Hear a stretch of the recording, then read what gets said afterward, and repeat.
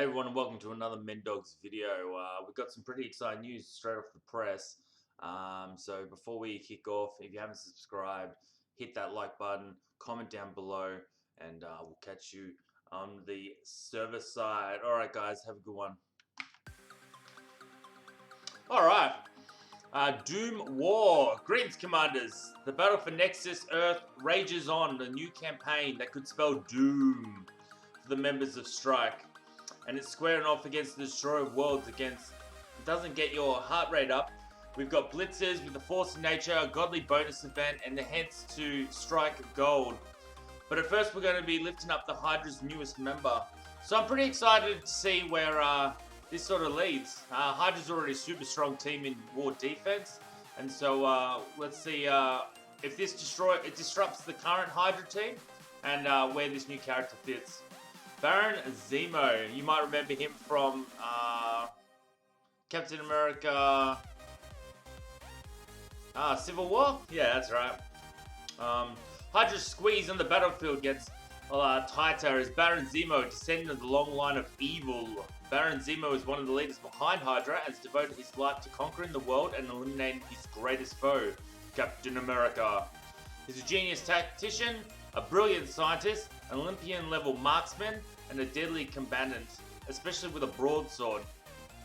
Baron Zemo will lead his skills to the Hydra team as their controller. His attacks can apply negative effects, but where Baron Zemo really shines is against minion teams. Does that mean he's going to counter his own Hydra team? Kree, what other minion teams are there? Maybe Mercs? We'll have to see. His special damage... his special ability, Dominate and Blow, can prevent minions from reviving. Well, that's pretty good. Each turn, when charged, Baron Zemo attacks all enemies, but does increase damage against minions, in addition to applying Destruct on them. On War Offense, during an enemy's minion turn, Baron Zemo applies Evade to himself and adjacent allies. He also enjoys synergies with Winter Soldier, Crossbones, and Hydra Grenadier. Alright, well... before we get into his kit, it's interesting. Maybe he's going to be a counter to the Hydra defensive team. It seems that's sort of what he's built towards. But it also looks like he's not going to be stealing too much of the current Hydra team under Red Skull. Personally, for me, Winter Soldier, Crossbones, and Grenadier haven't got a place for me. So that's 3, Zemo's 4th. I wonder who the 5th's going to be. I might try Kingpin. The reason for that is I leveled him up for the Marauders, and now with Ember Frost in, he's sort of got nowhere to go. So, look, it'd be interesting to test him out. Gaze upon the face of Hydra. Traits: Villain, Global, Skill, Controller, Hydra. Basic: Targeted Assault. Apply Assist now to the Hydra Grenadier ally. Attack primary target for 290% damage. Well, that's pretty good. Calling assist damage, doing a massive amount of damage there. So we'll have to look at his stats, but he promises for his basic to thieve out a lot of damage. Special Dominating Blow, NG cooldown of 2, pretty low. Clear 3 death proofs from primary target. Attack target primary target for 450 damage. If primary target is a minion, attack for 900% damage, plus 20% piercing instead. Minions killed on this attack cannot be revived. Wow, so he's kind of got a little bit of a Black Bolt thing there going. Very interesting. Gain plus 5,000% extra focus for this attack. This attack is unavoidable, it cannot be blocked. That sounds like a counter to Red Skull to me. I'm very interested to see how that pans out actually in the real world. Depends on the stats and stuff, but I think this is going to be a counter to your Hydra teams. Very interesting. And I'm interested to see, it says 5,000% extra focus on the attack, but I'll be interested in the data mine if it's just plus 5,000 like some of the kits have been in the past. Ultimate, Premeditation, cooldown of 5. Attack primary target for 300% damage, and apply ability block for 1 turn and slow for 2 turns. Rebound chain to 4 adjacent targets for 270% damage and apply slow for 2 turns. Gain charge. Relatively low cooldown, which is nice. Ability to block and slow in one attack's pretty good. Plus, it looks like it's going to do some fairly decent damage. Rebound chain for 4 additional targets, so a bit of an AoE there as well. And then applying more slowdown, so he's really going to be slowing down that Hydra team, which is what it looks like he's going to be primarily used towards. I don't see too many Kree teams. It'd be interesting to see how he is at low levels as well. Whether you have to put him on a very high gear, or if he's like Red Skull, where he can be relatively low gear and still get a lot of bang for buck. Passive, the true leader. Oh, Red Skull might have something to say about that. On spawn, gain charge and apply immunity for 1 turn, and defense up for 2 turns to self and all Hydra allies. Wow, absolutely wow. Defense up in this game. On spawn is absolutely amazing. He's kind of like a bit of a Shuri. It's amazing. On turn, if charged, attack all non-minion enemies for 300% damage and all minion enemies for 400% damage. Then clear 3 positive effects from all enemies. Apply disrupt for 2 turns to all minion enemies and lose charge. Wow. Definitely sounds like a counter towards the Red Skull teams. I'd be interested to see what you guys put in the comments below about what team do you think he's specifically designed for, but it looks like it's Red Skull all the way, right? Gain plus 40% speed. Non-million Hydra allies gain plus 40% speed. Wow. Well, I guess that if we put the 5th one in, as I said, it's not that I specifically think Kingpin's going to have and there's probably another character coming, but I think it's a nice fit for me moving Kingpin, at least for the time being. As I said, he was in the Marauders teams and he's kind of average there now. On War offense, on enemy minion turn, apply a +1 evade, up to 3 maximum of 3 to self and adjacent allies. And then we've got a picture of Zemo with his broadsword and his purple mask that was clearly absent from the movie. Very cool, very, very cool. To prepare for Baron Zemo's arrival, several Hydra members have received updates to meet the high standards of their new leader, Winter Soldier, Crossbones, and Hydra Grenadier. Now, all have specific synergies with Baron Zemo via their individual passive abilities. The trio also underwent basic stat improvements as well. Bit of a touch-up, nice. And not to be outdone, Red Skull received a small update to balance his gameplay. Alright, very interesting.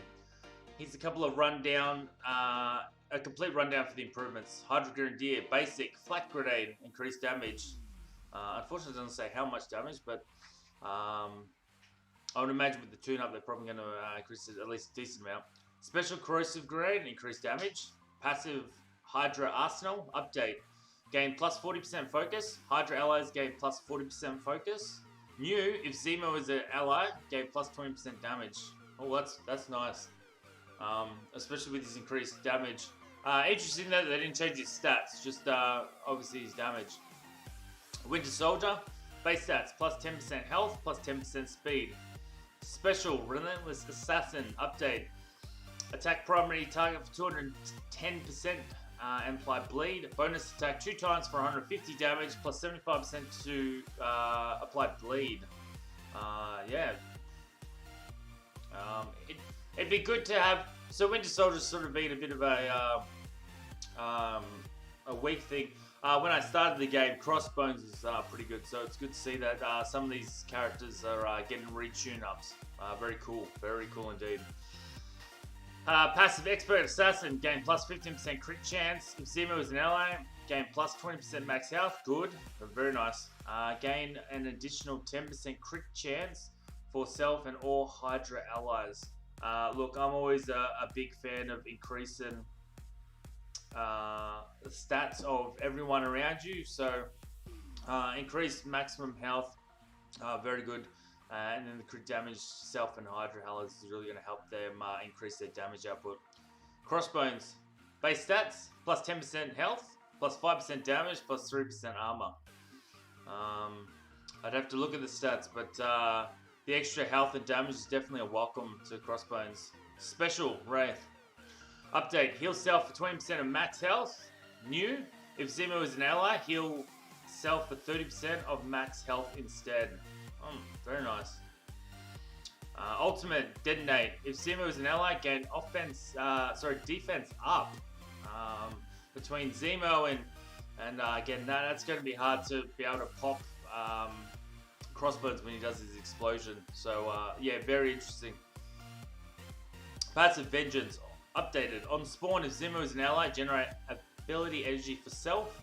Gain plus 20% max health. If Zemo is an ally, gain an additional 20% max health. Wow. Really making that team big and beefy, which is really nice. Gain plus 5% armor. Hydra allies gain plus 5% armor. Wow, so they're just going to make their team harder. It looks really good. I'll be interested to see where the T4s and what they actually implement at what sort of level. The Ritzgal Ultimate Storm Assault updated, new, unavoidable, and unblockable.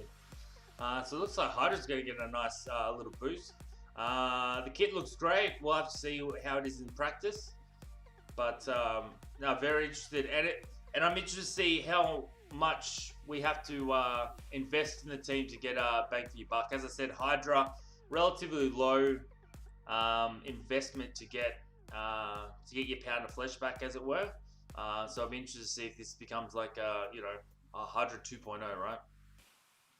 I think you're going to leave Red Skull with the minions, and then you're going to have that 5th spot. So whether that's a new character coming out or whether that's going to be a new a character that we're going to sort of be mucking around with. But as I said, I'm probably going to try Kingpin at first and then see how we go with that.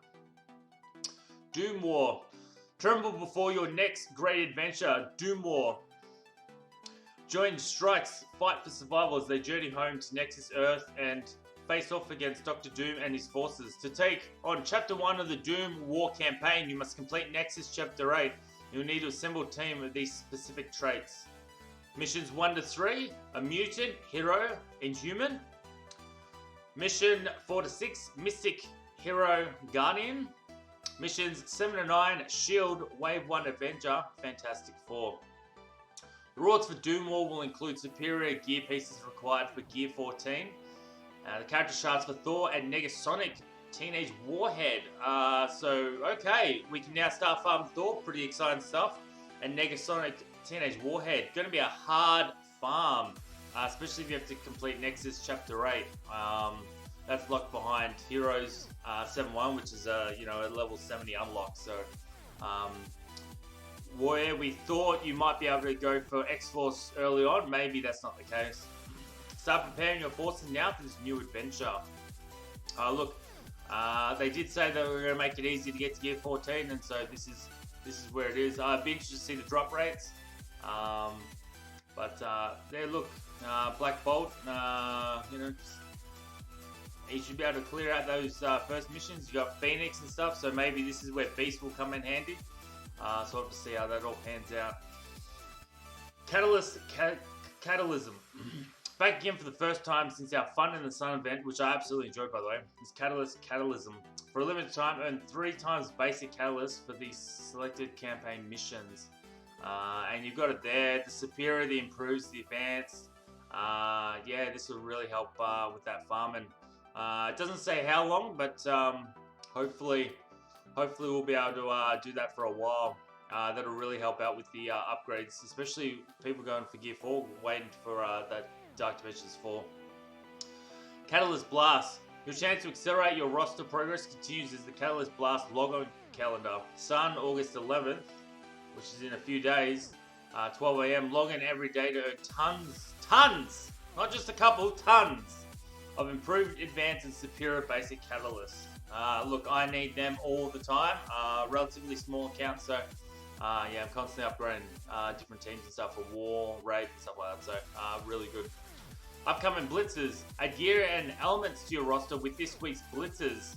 Upgrade your roster with the upcoming 1-day gear and gold blitzes. Orange and blue gear will be featured on day 1, gold on day 2, and purple gear on day 3. Wrapping up the week is Crystal, the human blaster, in the Royal Princess Blitz with rewards that add to her power of earth, wind, and fire to your arsenal. I actually need her unlocked, so that's really good. Wow, Gear. Have they ever done Gear? Write down in the comments below if they have, but I haven't heard of that, and that's absolutely awesome. I'm sure they'll have massive blitz scores. For Asgard, prepare for your royal arrival of Unite the Kingdoms, the Black Bolt legendary event, and 4 Asgard Smite characters.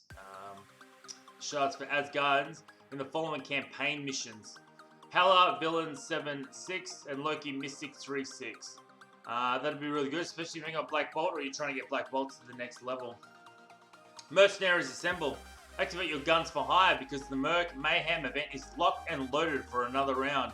For a limited time, earn double character shards payouts in campaign missions featuring mercenaries.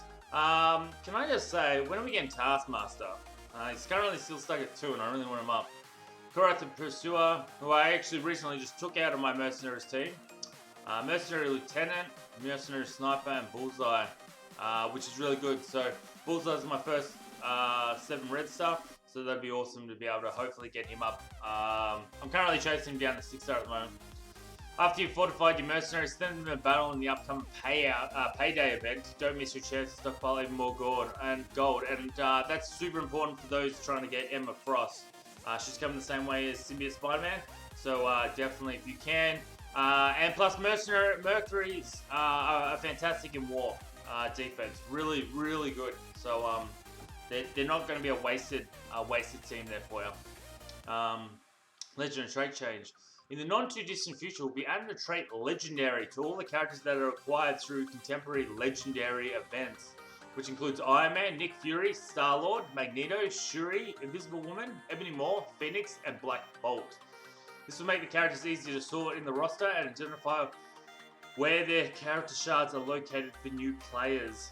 For players who have been around since the game launched in March 2018, you may remember that some events were labelled as legendary for the characters of Elektra, Crossbones, Thanos, and Deadpool. As the word legendary has come to refer to a very specific type of event and related characters, that trait will not be used for any aforementioned 4 characters and will be removed from their event cards.